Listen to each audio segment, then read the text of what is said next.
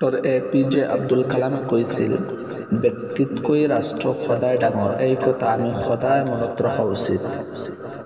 জৱাহৰলাল নেহৰুৱে কৈছিল, নাৰীক দিয়া মৰ্যাদাই এটা জাতিৰ ছবি প্ৰতিফলন কৰে। অস্কাৰ ৱাইল্ডে কৈছিল, মই সেই পুৰুষক ভাল পাওঁ যাৰ ভৱিষ্যত আছে, মই সেই মহিলাক ভাল পাওঁ যাৰ অতীত আছে। জৰ্জ চেবাইলে কৈছিল, অভাৱত সময় নষ্ট কৰা আৰু আত্মহত্যা কৰা একেই কথা। পিয়েৰ জোসেফ প্ৰ'ডুনে কৈছিল, কৰ্মী মানুহৰ দৰে চিন্তা কৰিবা আৰু চিন্তাশীল ব্যক্তিৰ দৰে কৰ্ম কৰিবা। জোহান ওলফগেং ফন গিয়েটে কৈছিল, তোমাৰ যিটো কৰ্তব্য নিচেই ওচৰত, প্ৰথমে আগেয়ে তাক শেষ কৰিবা। থমাছ জেফাৰচনে কৈছিল, পৰিশ্ৰম যিমানেই কঠোৰ হ'ব, ভাগ্যও সিমানেই মুকলি হ'ব।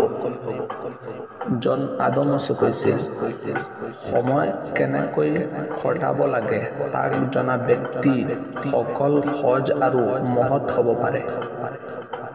ছেমুৱেল ইছমাইলছে কৈছিল, খুব কম সময়তে বহুত কাম কৰাৰ আটাইতকৈ ভাল উপায় হ'ল এবাৰত মাত্ৰ এটা কাম কৰা। মহাত্মা গান্ধীয়ে কৈছিল, নিজে যিটো কৰিব নোৱাৰা, আনকো সেইটো কৰিবলৈ নকবা।